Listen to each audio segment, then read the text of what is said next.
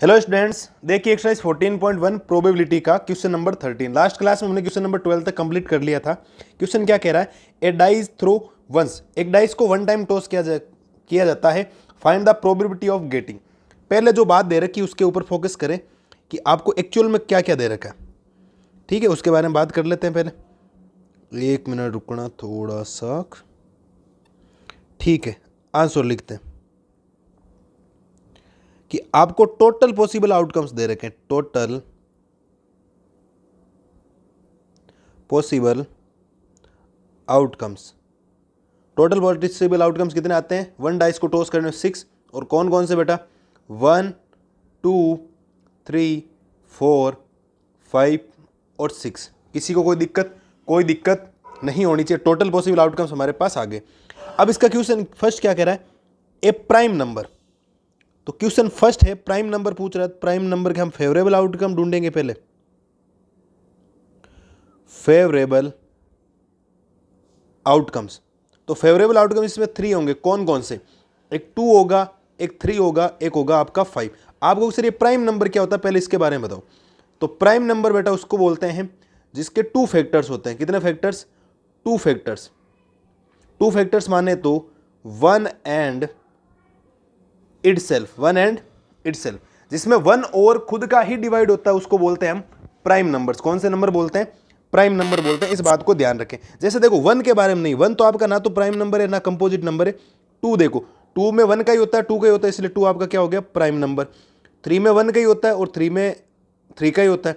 4 में 1 का होता है, 2 का होता है, इसका मतलब प्राइम नहीं कंपोजिट नंबर 5 हो गया। 6 में 1 का भी होता है, 2 का भी होता है, 3 का भी 6 होता है। तो 2 फैक्टर्स नहीं, मोर देन 2 फैक्टर्स है।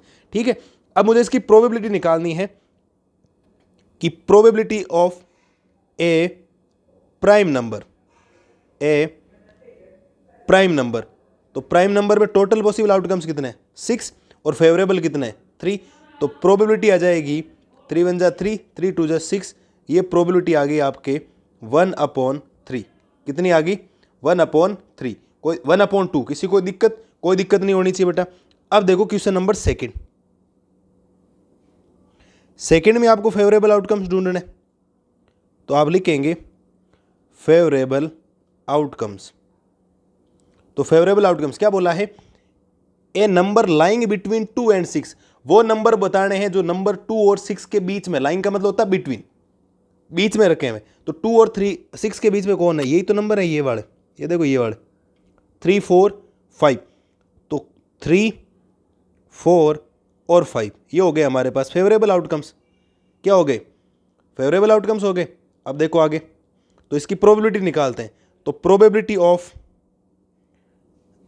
ए number lying between 2 and 6।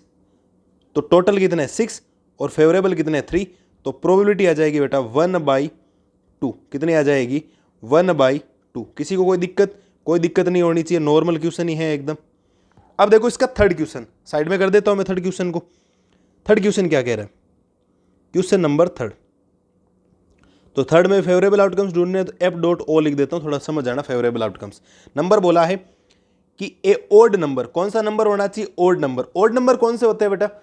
Odd number होते हैं जिसमें 2 का कंप्लीट डिविजिबल नहीं होता है। तो ओड नंबर सबसे पहला कौन होता है? 1, 1 के बाद 3, 3 के बाद 5, यही तो होते हैं ओड नंबर। ऐसे 7 होता है, लेकिन 7 हमारे 1 to 6 के मिड में नहीं आता है। तो हमें प्रोबेबिलिटी निकालनी है, probability of a odd number, a odd number. तो फेवरेबल हो गए 3, टोटल हो गए 6, और ये कट कटा के हो जाएंगे 1/2। तो आपके पास जो प्रोबेबिलिटी आई है वो कितनी आई है? 1/2। नॉर्मली क्वेश्चन है, ज़्यादा कोई दिक्कत नहीं होनी चाहिए, एकदम बेसिक सा क्वेश्चन है। आराम से करोगे तो आराम से हो जाएगा। ठीक है, ये हो गया आपके क्वेश्चन नंबर 13 का कंप्लीट सॉल्यूशन। क्वेश्चन नंबर कौन सा है? 13 में थोड़ा सा लिख देता हूँ। अब देखो, अब आप आराम से एक बार नोट कर सकते हो।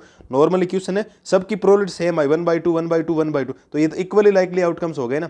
जिसकी प्रोबेबिलिटी सेम होती है उसको इक्वली लाइकली आउटकम्स पढ़ा था हमने क्वेश्चन नंबर सेकंड में। ठीक है, तो क्वेश्चन नंबर 13 है, इंपॉर्टेंट भी है, थोड़ा ध्यान रखें। आप स्टार भी लगा सकते हो इस क्वेश्चन में।